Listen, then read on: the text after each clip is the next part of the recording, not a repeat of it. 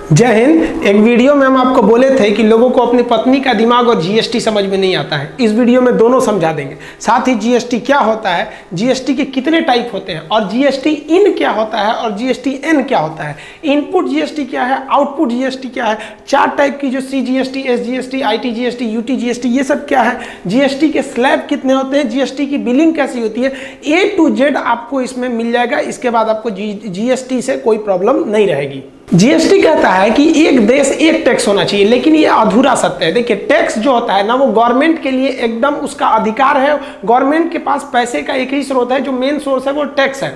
और टैक्स दो तरह से होता है, एक डायरेक्ट टैक्स जो आदमी से ले लिया जाता है, व्यक्ति से, और एक इनडायरेक्ट टैक्स होता है जो किसी चीज के खरीद बिक्री पर लगता है। तो इनडायरेक्ट टैक्स भी कई तरह के होते थे। कस्टम ड्यूटी होती थी, कोई विदेश से सामान मंगा दिए तो excise duty, service tax, sale tax, VAT, जिसमें वैट बहुत ज्यादा फेमस था।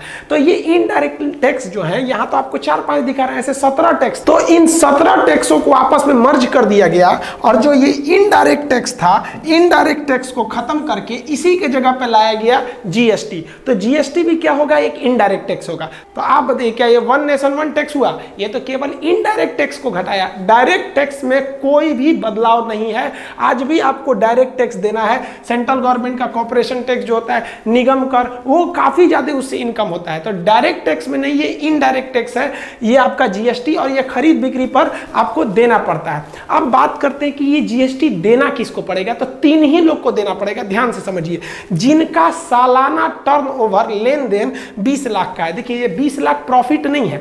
मान लीजिए कि हमने कभी 20 लाख का माल मंगाए और 20 लाख के सामान को बेचे और हमको 21 लाख हुआ, तब तो हमारा तो लेन देन ही वाला ही 20 लाख हो गया। अब आपको कितना प्रॉफिट हो रहा है इससे मतलब नहीं है।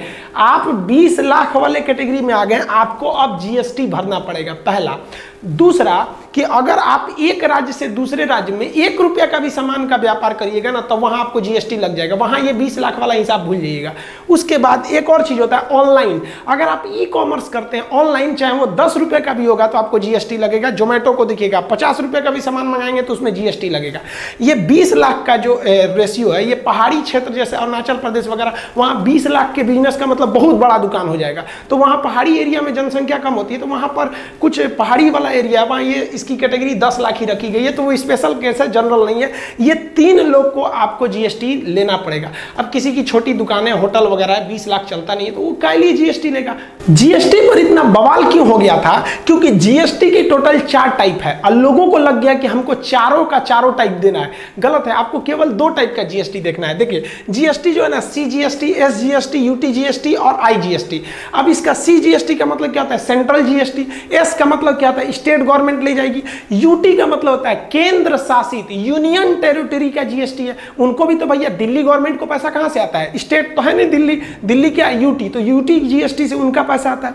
और इंटीग्रेटेड जीएसटी यानी आईजीएसटी, मतलब एक राज्य से दूसरे राज्य में ले जाएंगे तब। एक एक करके समझिए। मान लिया कि आप सेम स्टेट में कोई बिजनेस कर रहे हैं, जैसे मान लिया कि आप बिहार में हैं, तो बिहार में ही आपका लेन देन है, तो आप सेम स्टेट में आएंगे ना, तो आपको कोई 2 ही टैक्स देना पड़ेगा।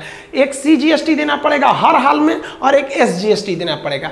मान लिया कि कोई सामान है जिस पर 18% टैक्स है, तो लोगों को टेंशन क्या लगा था कि सोचो 18% टैक्स है, सेंट्रल जीएसटी यानी सीजीएसटी 18%, एसजीएसटी 18%, फिर यूटी 18%, इंटीग्रेटेड 18 करके पगला गए लोग। भाई साहब बचेगा क्या मेरा? गलत है भाई साहब, आपको कोई 2 ही देना है। कौन देना है?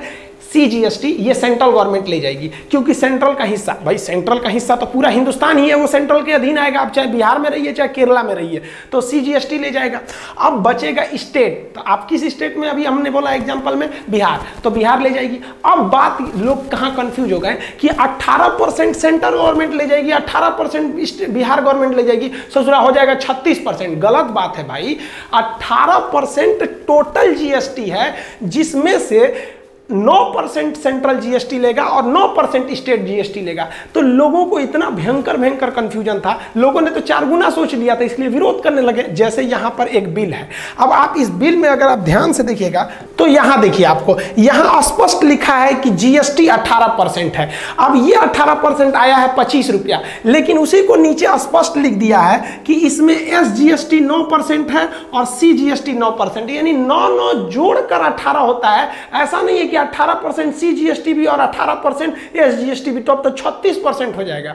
ये हर एक स्टेट में यही रूल लगता है। अब गुजरात में भी क्या होगा भैया, गुजरात का भी एरिया तो किसके अंडर में है, सेंट्रल गवर्नमेंट के है, तो CGST लेगा और गुजरात अपना SGST ले जाएगा। लेकिन वैसे राज्य जो यूनियन टेरिटरी है, केंद्र शासित, जैसे जम्मू कश्मीर, लद्दाख, पांडिचेरी, दिल्ली, तो दिल्ली क्या है, वो स्टेट है ही नहीं है। तो बस आपको कुछ नहीं करना है, स्टेट के जगह आपको यूनियन टेरिटरी लिख देना है। अब दिल्ली भी जो है वो तो सेंट्रल गवर्नमेंट के अंदर है ना जी, तो दिल्ली वाला में भी अगर आप दिल्ली में सामान बेच रहे हैं तो सेंट्रल गवर्नमेंट के अंडर में आएंगे, तो दिल्ली भी आपसे क्या लेगा, आपसे सेंट्रल गवर्नमेंट लेगी CGST, और दिल्ली SGST तो ले ही नहीं सकता क्योंकि वो स्टेट तो है ही नहीं है। दिल्ली जो है वो यूनियन टेरिटरी है, तो केवल यहां शब्द का फेर है। दिल्ली कहेगा कि भैया हमारा UT GST दो, तो जो UT GST है वो सेम टू सेम SGST है। अगर पूरा कंप्लीट स्टेट है तो SGST, केंद्र शासित है तो UT GST। ये स्टेट और UT क्यों होता है ये हम आपको पॉलिटी में पढ़ाएंगे। और यहां भी वही होगा कि अगर 18% टोटल GST है तो 9% CGST और 9% UT GST लेगा। अब बात कर लेते हैं कि अगर एक राज्य से दूसरे राज्य में सामान चला गया तब, तो उसे कहते हैं IGST, यानी इंटीग्रेटेड GST। इंटीग्रेटेड GST तभी लगेगा जब एक राज्य से दूसरे राज्य में आपका सामान जाएगा तब, अदरवाइज नहीं लग सकता। अब यहां एक कंफ्यूजन सबसे बड़ा, जैसे कि मान लिया कि कोई सामान राजस्थान में बन रहा है और वो चला आया आपका बिकने के लिए उत्तर प्रदेश UP में चला आया, तो होता क्या है कि भाई राजस्थान भी तो सेंट्रल गवर्नमेंट के अंदर है और यूपी भी सेंट्रल गवर्नमेंट यानी केंद्र देश के तो अंदर ही है, सेंट्रल गवर्नमेंट के अंदर, तो CGST लेने में तो कोई प्रॉब्लम नहीं। लेकिन यहाँ दोनों राज्य झगड़ा कर लेगा, राजस्थान कहेगा कि टैक्स हम लेंगे, यूपी कहेगा कि हम लेंगे, दोनों में हो जाएगा बवाल। तो इसलिए कह दिया जाता है कि भैया एक काम करते हैं, यहाँ पर राजस्थान को तो प्रॉफिट इस बात का है कि कंपनी उसके कारखाना वहां लगाया, वहां से बिक के आया है, और यूपी कहेगा कि भाई मेरे यहां लगा है, हमको फायदा होना चाहिए। यही हो गया झमेला। तब यहां लगा दिया जाता है, कहा जाता है कि ना भैया CGST भी नहीं लगेगा, SGST भी नहीं लगेगा, UT भी नहीं लगेगा, सीधे लगेगा integrated GST IGST। Integrated GST actual में CGST और SGST का ही एक संयोग है। इसमें क्या करेगी सेंट्रल गवर्नमेंट, कहेगी कि भैया जो 18% GST ना सीधे तुम राजस्थान हमको दो। अब वो GST कौन लेके चल जाएगा, सेंट्रल गवर्नमेंट। सेंट्रल गवर्नमेंट उस 18% में से 9% अपना रख लेगा। उसके बाद देखेगा कि सामानवा बिका कहां पर है, मेन डेस्टिनेशन कहां है, यूपी, तो यूपी को 9% दे देगा। लो, राजस्थान सरकार मुंह देखेगी टुकुर टुकुर से, जरा हमको ना दिया। इसीलिए IGST को डेस्टिनेशन GST भी कहते हैं, क्योंकि ये वहीं लगता है जहां सामान का असली गंतव्य यानी डेस्टिनेशन है। इससे फायदा क्या हुआ, देखिए राजस्थान को फायदा ये हुआ कि वहां सामान बना था, उसे रोजगार मिल गया, और यूपी को फायदा ये हुआ कि सामान अल्टीमेट यहां बिकने आया था, इसलिए इसको टैक्स मिल गया।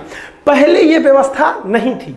अब हम आपसे एग्जांपल लेते हैं, कोई सामान दिल्ली में बना तो दिल्ली में जैसे बन के दिल्ली में बिकेगा तो एक तो ले जाएगा CGST, और दिल्ली चूंकि यूनियन टेरिटरी इसलिए दिल्ली में ही बिक गया तो वहां लग गया UT GST।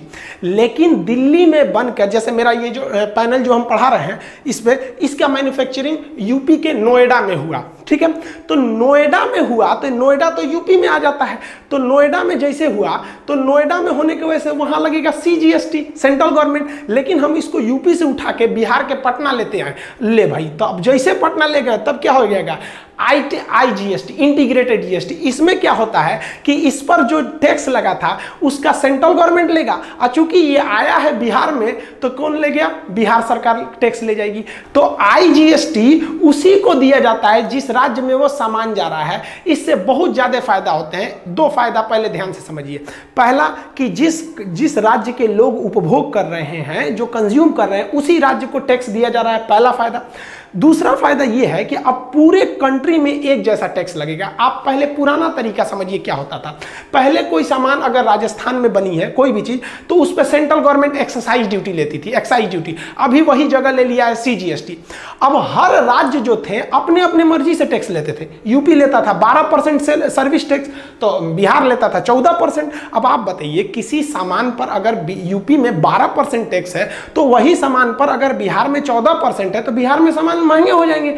इसलिए बिहार के लोग वैसे जिला जो यूपी से सटा रहता था वो सामान खरीदने यूपी चले आते थे। पेट्रोल भरवाने आज भी यूपी चले आते हैं लोग, थोड़ा सा सस्ता पड़ जाता है क्योंकि पेट्रोल जीएसटी के बाहर है, वो अभी हम समझाएंगे। तो पहले कंपनियां क्या हो गई कि गुजरात सरकार होशियार निकली इसमें। गुजरात सरकार ने कहा कि भैया हम टैक्स सबसे कम लेंगे, हमारे यहाँ आ जाओ। सारी कंपनियां धड़धड़ा के घुस गई गुजरात में। अब पहले सारा सामान गुजरात में बनाती थी तो सेंट्रल गवर्नमेंट को देती थी एक्साइज ड्यूटी, और गुजरात को देती थी सर्विस टैक्स, और गुजरात से बना बना के पूरा हिंदुस्तान बेचती थी लोग। बाकी लोग चुपचाप देखते रहते थे कि गुजरात से आया है, हमको ना टैक्स मिला ना कुछ। अब फायदा जीएसटी से होगा कि भैया तुम गुजरात में बनाओ, अब गुजरात में बनाओगे तो गुजरात सरकार का वो तो वहां ले जाएगी, पहला सीजीएसटी ले जाएगा। और जैसे आप बेचिएगा दूसरे स्टेट में, मान लीजिए गुजरात में बेच दीजिए तो गुजरात सरकार तो एसजीएसटी ले लिया। लेकिन अगर गुजरात से आप सोचेंगे उड़ीसा बेचें, जैसे स्टेट चेंज किए सारा झमेला खत्म, सीधे आ गए आईजीएसटी पे। आईजीएसटी में सरकार उठा लेगी, 18% में है तो 9% सेंट्रल गवर्नमेंट अपने रख लेगी और 9% उड़ीसा को दे देगी। ले भैया तुम भी विकास करो, तुम क्यों पीछे रहोगे। गुजरात सरकार टुकुर टुकुर मुंह देखेगी, ससुरा ले गई लो। इससे फायदा क्या हुआ, देखिए सबको अपना हक मिल गया। गुजरात को रोजगार मिला, उड़ीसा को टैक्स मिला, और सेंट्रल गवर्नमेंट का तो हर हाल में भैया उसके दोनों हाथ में लड्डू है, चाहे गुजरात बनाओ चाहे उड़ीसा, कहीं भी बनाओ, आओगे तो सेंट्रल वाले एरिया में। पहले यही जो था, इसीलिए पहले के ज़माने में फैक्ट्रियां गुजरात महाराष्ट्र में भाग गई। गुजरात महाराष्ट्र गवर्नमेंट के पास बहुत पैसा था, उन लोगों ने अपना टैक्स का जो रेशियो था घटा दिया, इसलिए सारी कंपनियां भाग गई। अब सारी कंपनियां नहीं भागेंगी, अब कंपनियों को दिखेगा कि भैया अब तो हर जगह टैक्स बराबर है, तो हम गुजरात में बना के हम असम में क्यों बेचेंगे, हमारा ट्रांसपोर्ट का खर्चा आएगा। उससे अच्छा कि हम एक छोटा सा कारखाना गुजरात में लगा देते हैं जो इस एरिया को कवर करेगा, और टैक्स उतना ही है तो एक आसाम में भी लगा देते हैं, इस एरिया को डेवलप करेगा। तो अब भारत में आने वाले 30 से 40 साल में आप एक जैसा विकास देखिएगा। नहीं तो पहले लड़खड़ा गया था कि भैया ये एरिया बहुत डेवलप है, इस एरिया को लोग ध्यान ही नहीं रहे थे। और जो मल्टीनेशनल कंपनीज थी सब, जो विदेश से आती थी सब भारत में, उनको कंफ्यूजन हो जाता था कि उनका जो कार है, मान लीजिए अमेरिका की कोई कंपनी है कार बनाती है टवेरा सेवरलेट की, तो दिल्ली में उस पर है 12% टैक्स, बिहार में ससुरा 18% टैक्स। अब आप बताइए, एक ही कंपनी के कार पर दिल्ली में टैक्स कम देना है तो उसको फायदा ज़्यादा होगा, और बिहार में टैक्स ज़्यादा देना है तो कंपनी को फायदा कम होगा। तो विदेश में बैठे वाले सब कहते थे ससुरा ये हिंदुस्तान है कि क्या है, एक के कारवा बेचते हैं, कहीं बेचते हैं तो ज़्यादा फायदा आता है, कहीं बेचते हैं तो कम फायदा आता है। तो विदेश वाले जल्दी भारत में आना नहीं चाहते थे, सब इन्वेस्ट नहीं करना चाहते थे। जैसे कि भैया एक गो देश है, 25 गो राज्य, 28 गो राज्य, जैसे 28 तरह का टैक्स है, हम पगला जाएंगे टैक्स से जोड़ते जोड़ते। उससे अच्छा चलो चाइना चलो। तो इस तरह से आईजीएसटी आ गया। अब आईजीएसटी का बिल देखिए, जैसे ये वाला अगर आप बिल देखिएगा तो इसमें आपको कहीं ये सब कुछ नहीं लिखा है, यहाँ सीधा लिखा है जीएसटी, और आईजीएसटी कितना 18% है। इसमें से 9% सेंट्रल रख और 9% उस राज्य को भेजेगी जहां पर यह सामान बिकने के लिए गया है। आप बताइए, हम आपसे क्वेश्चन पूछते हैं, हम बिहार में 100 ठो कोई सामान बनाए, 100 पीस। अब उस 100 पीस पे तो 100% है कि सीजीएसटी लगेगा ही, और उस 100 ठो में से 40 सामान हम बिहार में बेच दिए तो क्या लग गया, उस 40 पे एसजीएसटी। और 60 सामान, अब बचा 60 सामान, तो उसमें से 10 ठो यूपी भेज दिए, जैसे यूपी भेजे उस 10 पे लगेगा आईजीएसटी। 50 ठो को झारखंड भेज दिए, जैसे बिहार का लॉस किया आईजीएसटी। यानी राज्य क्रॉस करेंगे तो आईजीएसटी लगेगा। उसी राज्य में है तो भैया सीजीएसटी दे दीजिए और एसजीएसटी दे दीजिए। अगर वो राज्य यूटी निकला केंद्र शासित तो सीजीएसटी दीजिए और यूटीजीएसटी दे दीजिए। जैसे स्टेट चेंज करेंगे तो आईजीएसटी लगेगा। आईजीएसटी कुछ नहीं है बल्कि सीजीएसटी और डेस्टिनेशन वाले राज्य का एसजीएसटी का मिला हुआ रूप है। तो किसी भी लोगों को दिक्कत क्या आ गया था, लोग विरोध क्यों करने लगे थे, उनको लगा था कि हमको चारों देना है भैया, चारों, तो लोग 4 गुना सोचने लगे थे। अब आप बताइए, अब पूरे इंडिया में एक जैसा टैक्स आ गया कि नहीं, मतलब पूरी किसी भी सामान पे, जैसे मान लीजिए कि आपको कोई मोबाइल लेना है तो उस पर 18% टैक्स है, तो आप पूरे हिंदुस्तान में कहीं लीजिए सेम ब्रांड के चीज का सेम मिलेगा आपको। वो रिटेलर में थोड़ा मोलाई का रेट अलग हो सकता है, लेकिन अगर जैसे कार है, कोई लग्जरी कार, 28% टैक्स है। आप दिल्ली में लीजिए या कन्याकुमारी या कश्मीर कहीं भी लीजिए, चेंज हो जाएगा, क्योंकि वो जीएसटी में आ गया है। अब पेट्रोल जीएसटी में नहीं आया है, आप दिल्ली में पेट्रोल लेंगे तो अलग होगा, गुजरात में लेंगे तो अलग होगा। शराब जीएसटी में नहीं आया है, दिल्ली में शराब का रेट अलग है, यूपी में शराब का रेट अलग है। तो जैसे जीएसटी आ जाता है पूरा हिंदुस्तान में रेट सेम कर देगा। और एक और चीज जो गवर्नमेंट समझा नहीं पाई वो आउटपुट जीएसटी और इनपुट जीएसटी। जैसे मान लीजिए कि हम एक दुकानदार हैं, हम कोई सामान खरीद के लाए, 100 रुपये का सामान खरीद के लाए, तो उस पर 10% जीएसटी था। सपोज कीजिए कि 10% था, तो हमको वो सामान कितने का पड़ेगा? 110 रुपया। यहां हमने जीएसटी के रूप में कितना दे दिया? 10 रुपया यहां दे दिया। अब उसी सामान को हम दूसरे को बेचेंगे तो हमको इसमें प्रॉफिट भी जोड़ना है, तो हम सोचेंगे यार हमको तो खुद 110 का पड़ा है, एक काम करते हैं इसको हम बेच देते हैं 150 रुपये में। जैसे 150 रुपये में बेचेंगे, जो खरीदेगा हमसे वो फिर हमको जीएसटी देगा इस पे 10%, तो 150 पे 10% जीएसटी जोड़ देंगे तो हमको मिल गया 165 रुपये। अब आप बताइए 10 रुपये हम यहाँ जीएसटी दिए ही हैं अपने जेब से, और वो बंदा जो हमसे खरीदा है वो भी 10% यानी 15 रुपये यहाँ जीएसटी दे दिया। एक 150 का तो जीएसटी 15 रुपये ना पड़ेगा, 10% यहाँ दे दिया। तो क्या करें हम? ये 15 रुपये भी गवर्नमेंट को दे दें और जो हम खुद खर्चा किए थे वो भी दे दें? नहीं है। देखिए ये हमने अपना जीएसटी लगाया है, ये आउटपुट में जीएसटी है। तो अब जो हम यहाँ जीएसटी देंगे वो ये है कि 15 रुपया में से हम अपना घटा लें 10 रुपया, तो कितना? 5 रुपया। ये जो ग्राहक हमसे खरीदा है वो जीएसटी के रूप में हमको दिया है 15 रुपया, लेकिन इसी सामान पर हमने जीएसटी पहले से 10 रुपया भर चुके हैं इनपुट के रूप में। तो अतः अब हम कितना देंगे? यहां वाले सेल पर 5 रुपया, यानी टोटल जीएसटी कितना देना पड़ गया? जब हम खरीदे तो 10 रुपया और यहां पे से हम वो 10 रुपया को घटा लेंगे 5 रुपया यहां, यानी टोटल हमको कितना देना पड़ गया भैया? 15 रुपया ही देना पड़ गया। तो लोगों को लगता था, विरोध इसलिए करते थे कि सेम सामान वहां पे यहां भी 10 रुपया देंगे और सेम सामान पे यहां भी 15 रुपया देंगे। तो जो वो सोच रहे थे लोग, उस हिसाब से तो 25 रुपया जीएसटी लग जाएगा, बहुत महंगा पड़ जाएगा। और अभी जबकि गवर्नमेंट जो नियम लगाई थी वो बेहतरीन नियम था कि जो आप दे दिए उसको मत जोड़िए, जैसे जैसे आप जितना स्टेप पे बेचिएगा, जो जीएसटी कलेक्ट करिएगा तो पिछला वाला घटा लीजिएगा वहां पर। तो यहाँ 15 रुपया कलेक्ट हुआ तो पिछला घटा दीजिए कितना? 10 रुपया। तो 10 तो ये ऑलरेडी आप दे चुके हैं गवर्नमेंट को। अब ये मान लीजिए कोई सामान खरीदे तुरंत थोड़ी बिक जाता है, 2-3 महीने बाद बिकता है। तो यहाँ जैसे खरीदे 10 रुपया बेच दिए, दे दिए थे, अब 2 महीने बाद जब बेचे तो आपको कलेक्ट हुआ कितना रुपया?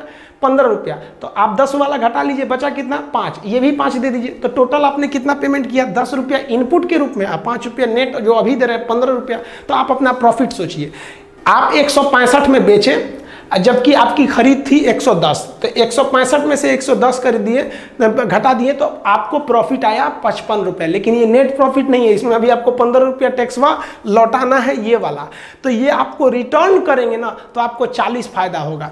और अगर यहाँ रिटर्न नहीं किए तब तो ये जीएसटी का घोटाला कर दिए। तो जीएसटी रिटर्न करना जरूरी है। जीएसटी के रूप में जो टैक्स होता है वो हमारे ही पास रह जाता है। जब हम बेचते हैं तो वो ग्राहक हम ही को दे के चला जाता है, हमको गवर्नमेंट को रिटर्न करना पड़ता है। तो जिसे हम कहते हैं जीएसटी रिटर्न, शॉर्टकट में उसे कहते हैं जीएसटी आर। आर का मतलब यहाँ क्या हो जाएगा? रिटर्न से हो जाएगा। अब जीएसटी का जो रिटर्न करना होता है ना वो महीना में 3 बार करना है। मतलब आप 10-10 दिन पे हिसाब कर लीजिए, कितना अच्छा है, आपको भी लेंदी नहीं रहेगा। 10 दिन का हिसाब सबको याद रहता है, मुंह जबानी। अब हमसे कोई कहेगा 2018 का हिसाब दीजिए, 2019 का हिसाब दीजिए, तो पगला जाएंगे हम। हमसे कोई कहेगा कि जुलाई का दीजिए, वो भी 10-10 दिन का, तो मोटा मोटी याद रहेगा। तो ये कुछ लोग इसके 2 पहलू, कुछ लोग कहते हैं कि यार महीने में 3 बार हिसाब करना पड़ेगा, और कुछ लोग कहते हैं कि भाई सही है, छोटा छोटा हिसाब करना पड़ेगा। अब ये जो रिटर्न भरा जाता है वो 3 टाइम्स भरा जाता है मंथ में। एक कंपोजिशन स्कीम होता है, इसमें आपको उतना थोड़ा छूट मिलता है। ये सीए का काम है, जो आपका चार्टर्ड अकाउंटेंट है वो ये सोचता है कि जीएसटी R1 में करे, 2 में करे कि 2A में करे। ये आपका काम नहीं है। ये बिलिंग के अलग अलग हिसाब होते हैं। आप खरीदिएगा तो किस में जाएगा, आप उसी को बेचिएगा तो किस में जाएगा, तो ये आपका काम नहीं है। बस इतना समझिए, जीएसटी आर का मतलब होता है जो जीएसटी आप रखे हैं उसे रिटर्न करिए। अब जीएसटी के कुछ अलग अलग स्लैब हैं। जैसे कोई दवा खरीद रहा है बेचारा, उसकी जिम्मेदारी है, वो दवा नहीं खरीदेगा तो मर जाएगा बेचारा, उसकी बीमारी है, तो उस पर कम टैक्स लीजिए। कोई कार खरीद रहा है, ससुरा ज्यादा टैक्स लीजिए। कार जिंदगी के लिए जरूरी थोड़ी होता है, लग्जरियस थिंग है, तो यानी जो जरूरी चीज है उस पर कम टैक्स, जो पढ़ाई उढ़ाई वाला चीज है उसको मीडियम लेवल का टैक्स, और जो ऐशो आराम की चीज है हुमच के टैक्स लीजिए। तो उसी को हम लोग कहते हैं जीएसटी के स्लैब। कितने स्लैब है? तो देखिए, एक तो नील स्लैब स्लैब होता है 0%, वैसी चीज़ जिस पे टैक्स नहीं लगता है तो वो हो गया 0%। जैसे दूध, आप दूध निकालिए, गाय भैंस जितना रख लीजिए टैक्स नहीं लगेगा। खेती वाला चीज़ है, किसान वगैरह को, उस पर जीएसटी देना ही नहीं है। आपको जितना गेहूँ है, जितना गेहूँ ले जाइए, कोई टैक्स नहीं लगना है इस सब चीज़ों पर। लेकिन जैसे आ जाते हैं आप चाय पीजिएगा, आप इस 5% वाले में आएंगे तो आप कॉफ़ी लीजिएगा, कोयला खरीदिएगा, पैकेट पनीर खरीदिएगा, न्यूज़पेपर खरीदिएगा, तो ये सब चीज़ पर आपको 5% टैक्स देना है। तो वो वाले पे 0%, इस पे 5%। अब 12% पे कहाँ है? तो और अच्छा चीज़, घी खरीदिएगा, मक्खन खरीदिएगा, मोबाइल खरीदिएगा, बढ़िया बढ़िया चीज़ खरीदिएगा, जूस पीजिएगा, पैकेट वाला जूस नहीं देखते हैं बड़ी बड़ी कोल्ड ड्रिंक वगैरह वाला, तो लीजिए, वो सब लीजिएगा तो आपको कितना परसेंट लग जाएगा भैया? आपका 12% लग जाएगा। और उससे भी अच्छा चीज़ पे जाइएगा तो कितना लगेगा? 18%। जैसे तेल लीजिएगा, हेयर ऑयल, क्रीम लीजिएगा, ठोड़ रंगने के लिए क्या होता है, लिपस्टिक लीजिएगा, लो भैया वो सब भयानक भयानक चीज़ है, उस पर तो आपको कितना परसेंट लगेगा? 18%। अब देखिए, इसमें भी तो आपको पता है ना कि 18% में आपका 9% CGST होगा, 9% SGST, 12 में भी 6 CGST, 6 वो 5 में भी 2.5% होता है। ये जो है वो दोनों को मिला के होता है, समझ में आया ना कि नहीं? सबसे ज़्यादा अगर किसी चीज़ पे GST है तो 18% वाला ही जो कैटेगरी, उसमें ज़्यादातर चीज़ आते हैं। टोटल 1200 से ज़्यादा आइटम GST में आते हैं। क्या पॉसिबल है एक वीडियो में हम 1200 आइटम आपको गिनवा सके? मोटा मोटी समझाते हैं। अब आप बताइए, जो आपका कार है, सीमेंट है, या फिर जो आपका परफ्यूम है, कंडीशनर है, ये जो लग्जरियस थिंग है, मोटरसाइकिल हो गया आपका, ये सब चीज़ जो है, ये सब तो भाई शौकिया चीज़ है। तो शौकिया कर रहे हैं तो सरकार को भी थोड़ा शौक पूरा कर दीजिए। सरकार कहती है शौकिया कर रहे हैं तो 28% दीजिए यहाँ पर, तो ये टैक्स हो जाते हैं। तो देखिए, सरकार भी तो आपका ख्याल रखती है ना। जो आपके बेसिक ज़रूरत की चीज़ थी उस पर कहाँ टैक्स लिया, जो ज़्यादा ज़रूरी थी उस पर कम लिया, शौकिया चीज़ पर ज़्यादा लिया, कहाँ गलत कर रही है गवर्नमेंट? देखिए, होता क्या है ना कि इंडिया में एक समस्या है, हमको सब चीज़ फ्री में चाहिए। हाँ, फ्री में मिल गया, बहुत अच्छा। भाई, हम जो टैक्स देते हैं इसी से गवर्नमेंट अपनी सेना का खर्च निकालती है, सड़क बनाती है, सब कुछ करती है। गवर्नमेंट अच्छा से भी ख्याल रखती है। अब कुछ ऐसे चीज़ है जिसे GST के बाहर रख दिया गया है, जैसे डीजल पेट्रोल को बाहर रख दिया गया है। इसलिए आप हिंदुस्तान में हर राज्य में जाइएगा तो पेट्रोल का रेट अलग अलग मिलेगा।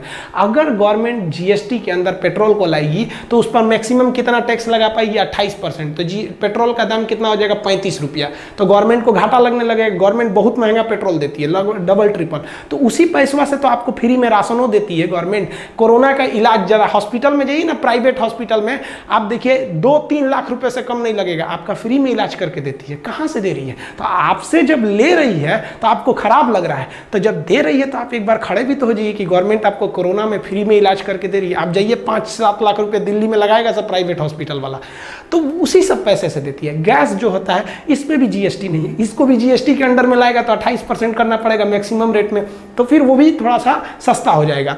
इलेक्ट्रिक बिल देखिएगा, दिल्ली में बिल अलग है, सुनते हैं फ्री है, 200 यूनिट के नीचे में फ्री है। अब यूपी में अलग है, बिहार में अलग है, कॉमर्शियल रेट अलग है, डोमेस्टिक रेट अलग है, बिजली बिल भी अलग अलग आता है। और शराब तो पूछिए मत, कहीं GST ज़्यादा कहीं कम। तो देखते हैं हरियाणा में शराब थोड़ा ज़्यादा सस्ता है, यूपी में थोड़ा महंगा है, बिहार में शराब बंद है, कहने के लिए बंद है। देखिए, एक तरह से बंद ही है, कोई खुलेआम नहीं पी सकता है। पहले जो शराब पी के बिहार में पुलिस के आगे कहते थे कौन है पुलिस, अब थोड़ा पी लेता है कोई, कहो ना पुलिस एकदम शराब नहीं पिए हम। तो ये डर जरूरी है। 100% कोई गवर्नमेंट नहीं सुधार सकती है। हाँ, शराब इतना महंगा हो गया है बिहार में कि अब कोई नहीं कहता है कि आओ भाई बैठ के पियो। महंगा है, इलीगली बिक रहा है, तो महंगा है तो लोग चोरी छुपे पीते हैं, तो बहुत हद तक सुधार है। नहीं तो पहले लोग शराब पी के पत्नी को मोहल्ले में गाली गलौज करके समाज का स्टेटस गिरा देते थे। तो आप ये GST के स्लैब समझ गए, ये भी मोटा मोटी समझे कि कौन सा सामान को खरीदेंगे तो हम किस लेवल के टैक्स में जाएंगे। अब बात करते हैं कि GST इन क्या होता है। तो GST IN का मतलब होता है आइडेंटिफिकेशन नंबर। हम अपना GST जब रजिस्ट्रेशन कराएंगे तो हमको एक 15 डिजिट का एक नंबर मिलेगा, जिसमें से बीच वाला 10 डिजिट तो है मेरा पैन कार्ड है, ये बीच वाला 10 डिजिट पैन कार्ड है। शुरुआत के जो 2 डिजिट होते हैं वो हमारे स्टेट को बताते हैं कि हम किस स्टेट में बिजनेस कर रहे हैं, और लास्ट के ये 3 अक्षर ये उसका मशीन जो होता है ना GST का, वो अपने से एक यूनिक कोड बना देता है। तो ओवरऑल आप आपसे यही पूछेगा कि जीएसटी इन यानी आइडेंटिफिकेशन नंबर कितने अक्षर का होता है, तो 15 अक्षर का। अब ये ससुरा नंबर दिया कौन, तो जीएसटी का एक बहुत बड़ा नेटवर्क है, उस जीएसटी नेटवर्क को शॉर्टकट में एन कहते हैं, GST network, goods and service tax network. तो यही नेटवर्क जो है, इसी पर आपको जाके लॉगिन करते हैं तो एक हफ्ता के अंदर आपको जीएसटी नंबर दे देता है। आपका जीएसटी का पैसा कहाँ गया, कौन ले गया, यूटी जीएसटी है कि एसजीएसटी, ये सारा हिसाब किताब कौन करता है, जीएसटी एन यानी नेटवर्क। तो जीएसटी इन ये आपका नंबर है और जीएसटी एन यानी ये नेटवर्क है जो पूरे जीएसटी को कंट्रोल करके रखे हुए हैं। अब जीएसटी में कोई विवाद हो गया या फिर जीएसटी में कोई चेंजिंग करना है तो कौन करेगा, तो उसके लिए एक जीएसटी काउंसिल है, goods and service tax council समिति है। ये जो काउंसिल है इसकी बैठक होती है, इसके जो अब इस काउंसिल में टोटल मेंबर कितने हैं, 33 सदस्य हैं। अब ये एकदम सिंपल है याद रखना, देखिए कैसे, जो यूनियन मिनिस्टर होते हैं, जो वित्त मंत्री होते हैं, वो इसके चेयरमैन यानी अध्यक्ष होते हैं। अभी निर्मला सीतारमन है तो सेंट्रल गवर्नमेंट का एक हो गया, और हर विभाग का एक राज्य मंत्री होता है। जैसे वित्त मंत्रालय का जो राज्य मंत्री है अनुराग ठाकुर जी हैं, तो ये दो लोग हो गए आपके सेंट्रल गवर्नमेंट से, तो एक यूनियन मिनिस्टर हो गए अध्यक्ष, और जो उनके राज्य मंत्री है वो हो गए उपाध्यक्ष। तो ये हो गए, भारत में अभी 28 राज्य हैं, तो 28 राज्य के वित्त मंत्री होंगे ना, तो 28 उनको लेके चले आइए, तो 2 सेंट्रल से हो गए, 28 ये 30 हो गए। अब हिंदुस्तान में जो केंद्र शासित प्रदेश है, तो वैसा केंद्र शासित प्रदेश की जिम्मेदारी तो खुद केंद्र सरकार की होती है, तो यूनियन मिनिस्टर निर्मला सीतारमन तो बैठी हैं। लेकिन कुछ ऐसे भी केंद्र शासित प्रदेश है जहां जनसंख्या ज्यादा होने की वजह से वहां विधानसभा का चुनाव कराया जाता है, जैसे जम्मू कश्मीर वो भी शामिल होगा, दिल्ली वो भी शामिल होगा, पांडिचेरी वो भी शामिल होगा। तो 3 ऐसे यूनियन टेरिटरी हैं जिनके पास अपनी विधानसभा है, अतः उनके भी वित्त मंत्री यहां पर आएंगे, तो उनको जोड़ दीजिए 3, तो 30 ये 3 33, सिंपल हो गया। अब मान लिया कि लद्दाख में भी अगर कल को विधानसभा बन जाती है तो 34 सदस्य हो जाएंगे। लेकिन जिस केंद्र शासित प्रदेश में विधानसभा नहीं है तो उसकी टोटल जिम्मेदारी केंद्र सरकार की है, तभी तो कहा गया है केंद्र शासित प्रदेश, और केंद्र की वित्त मंत्री बैठे रहती है, वो उसकी बात सुनेंगी ही। तो यही डिसीजन लिया जाता है कि टैक्स के स्लैब को बढ़ाया जाए या घटाया जाए। कल को ये भी कह सकते हैं कि भैया शिक्षा को आप लोगों ने 18% टैक्स में जोड़ दिया है, तो ऐसा भी कर सकती है। मान लीजिए निर्मला सीतारमन को लगेगा कि नहीं शिक्षा 18% है, ये कोई लग्जरियस थिंग थोड़ी, ये तो बहुत जरूरी चीज है, इसको 12% वाले में रख देते हैं, ताकि जी क्या हम लोग को अगर 18% टैक्स देना है, आपसे ऑनलाइन लेते हैं हम लोग, तो किसी भी चीज पे 18% टैक्स देंगे तो जेन्युइन है कि भैया चार्ज ज्यादा लग जाएगा, तो फी को ये भी घटा सकते हैं। तो कौन घटाएगा, तो जीएसटी काउंसिल में घटाया जा सकता है इसे। अब कुछ ऐसे चीजें जो मतलब सबको नॉर्मल सबको पता होना चाहिए कि सबसे पहले जीएसटी किस देश ने स्टार्ट किया था, तो 1954 में फ्रांस ने चालू किया था। हम लोग जो जीएसटी फॉलो करते हैं वो कनाडा का मॉडल फॉलो करते हैं, हमारा मॉडल कनाडा का है। किस समिति के सिफारिश पर, तभी केलकर समिति के सिफारिश पर हम लोगों ने जीएसटी लाया। ये जो जीएसटी है इसमें 17 प्रकार के इनडायरेक्ट टैक्सों को शामिल कर लिया गया है जीएसटी में। अगर कोई व्यक्ति जीएसटी का रिटर्न फाइल नहीं करता है, जो हर महीने 3 तो फाइल करना है, तो उसको अगर चोरी कर लिया जीएसटी तो 5 साल का उस पर जेल है। राष्ट्रपति ने इसे साइन कब किया था, तो 8 सितंबर 2016 को। तो 8 सितंबर 2016 को राष्ट्रपति ने इसे साइन कर दिया। चूंकि इसमें राज्यों के भी हित को रखा गया था, इसलिए संविधान है कि राज्य भी इस पे क्या करेंगे, सहमति देंगे। सबसे पहले कौन से राज्य ने सहमति दिया था, तो असम ने। सबसे बाद में तो जम्मू कश्मीर। इसे लागू कब कर दिया गया, सबको पता है 1 जुलाई 2017 से पूरे देश में ये हमारा जीएसटी लागू हो गया है। जो जीएसटी में मेन संशोधन करना था वो आईजीएसटी को लेना था, क्योंकि एक राज्य से दूसरे राज्य में कानून बनाना मुश्किल हो जाता है। तो कहेगा आईजीएसटी की चर्चा किस अनुच्छेद में, तो याद रखिएगा 269A में है। और जो जीएसटी के हुए विवादों को सुलझाने के लिए एक जीएसटी काउंसिल बनाया गया है, और इस काउंसिल में आप हर राज्य से मंत्रियों को बुला के लाए हैं, तो संविधान में कहीं ना कहीं जोड़िएगा कि नहीं। तो जीएसटी का जो काउंसिल है वो 279A में है, यहाँ पर समझ आ गया आपका। तो ये 269A में आईजीएसटी है और 279 में जीएसटी काउंसिल है। काउंसिल थोड़ा बड़ा है इसलिए इसका अनुच्छेद भी बड़ा है, और ये थोड़ा सा छोटा है, नंबर के हिसाब से तो छोटा ही है। सबसे बड़ा प्रॉब्लम कहाँ आता है कि ससुरा जो जीएसटी था वो 101वां संशोधन था कि 122वां संशोधन था। तो भाई ये दोनों सही हैं, लेकिन ये दोनों में बहुत बड़ा मिस्ट्री छुपा है, इसको समझिए। सरकार जब भी आती है, जिस भी पार्टी की सरकार आती है, वो कई सारे संशोधन को ले आना चाहती है संसद में, लेकिन जरूरी नहीं कि वो हर नियम को पारित करा ले और सफल हो जाए। बहुत बार विधेयक आता है लेकिन पास नहीं हो पाता है। तो जो विधेयक पारित कराया जाता है, जिसे इंट्रोड्यूस किया जाता है संसद में, उसे कहते हैं बिल। जब उसे लोकसभा, राज्यसभा और राष्ट्रपति फाइनल कर देते हैं, तब वो बनता है, आपका अमेंडमेंट, संशोधन हो जाता है। तो कई बार ऐसा होता है कि बिल तो लाया गया लेकिन वो बिल फेल कर गया, पास नहीं हो पाया। तो जो बिल होते हैं इसकी नंबरिंग अलग होती है, और जो पारित हुआ बिल है, जो पास हो गया, सक्सेस हो गया, उसकी नंबरिंग अलग होती है। जैसे कोई बिल को ले आने का हम प्रयास किए, वो 100वें नंबर पर था। जैसे पिछले 75 को सरकार गया है, नेहरू से लेकर आपके मोरारजी देसाई से लेकर अटल बिहारी वाजपेयी, मनमोहन सिंह, कितने लोगों ने किया, तो उसी तरह आज भी चलते हैं। तो मान लिया कि वो 100वां बिल था और यह बिल पारित हो गया, तो पारित होने के बाद वो संशोधन कौन सा हो गया? 100वां संशोधन हो गया। मान लिया कि गवर्नमेंट ने अगला एक और बिल लाएगी, तो उसका नंबर 100 थोड़ी रहेगा, 101 रहेगा, लेकिन ये वाला फेल कर गया, तो संशोधन हुआ नहीं। तो अगला कोई दूसरा विधेयक लाई गवर्नमेंट, कि ये कोई दूसरा विधेयक लेके आते हैं खेलकूद से संबंधित, वो भी पारित नहीं हो पाया, तो इसका नंबरिंग चलते रहेगा, भले पारित हो या ना हो, नंबरिंग चलेगा। पारित नहीं हो पाया इसलिए संशोधन नहीं हुआ। अब मान लीजिए गवर्नमेंट ने कोई और नियम लगाया कि विदेश से व्यापार करने पे हम कोई नियम लगाते हैं, तो फिर उसका भी सीरियल नहीं आएगा, वो 103 हो जाएगा। यह भी विपक्ष के दबाव के चलते पारित नहीं हो पाया, तो यहाँ भी संशोधन नहीं होगा। ये बिल जो है, आप जिस बिल के माध्यम से प्रयास कर रहे हैं, ये हमेशा काउंटिंग चलती रहेगी, भले वो पारित हो या ना हो। अब पारित हुए वाले का भी काउंटिंग अलग हो जाएगा, तो यहाँ हो गया।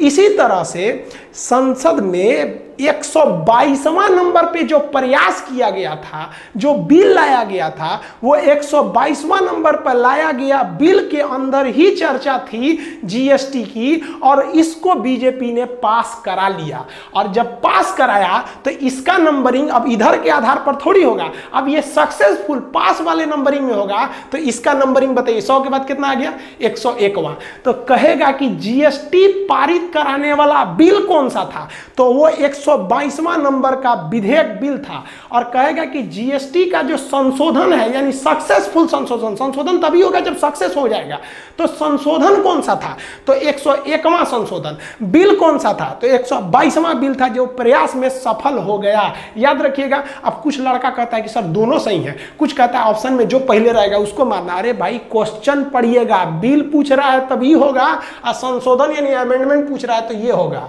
तो आप जीएसटी के टोटल टाइप समझ गए, जीएसटी का नंबर वगैरह, बिल कैसा दिखता है, कितने स्लैब होते हैं, जीएसटी एन क्या है, इन क्या है, ये जीएसटी समझ गए। जीएसटी तो समझ गए। अब रही बात पत्नी का दिमाग। भाई ये बहुत बड़ी चीज़ है। हमारा अभी शादी नहीं हुआ है, इंगेजमेंट ही हुआ है। आप लोग का जब इंगेजमेंट होगा ना, तो बहुत ज़्यादा गिफ्ट आएगा, कुछ इधर से कुछ उधर से। तो हमारे लिए एक तो गिफ्ट आया घड़ी, बहुत महंगा। तो हम बोले भाई इतना महंगा भेजने की क्या ज़रूरत है, ये गिफ्ट उठ। तो उधर से लोग भड़क गए, भाई अरे भाई न जाने किसने शुरू किया ये तोहफे को लेने और देने का दस्तूर, गरीब इंसान अब मिलने से कतराता है। यार ये क्या मतलब बनता है इतना? ये कोई बहुत बड़ा चीज़ नहीं है कि देखिए हम लोग जो हैं, समझना चाहिए हम लोग को भी कि हम ये जो बड़े बड़े शादी ब्याह में खर्च कर रहे हैं या बड़े बड़े गिफ्ट दे रहे हैं, ये दर पर्दा हम इस हिंदुस्तान के लिए एक बहुत ही बड़ी दीवार खड़ी कर रहे हैं, एक अमीर और एक गरीब की।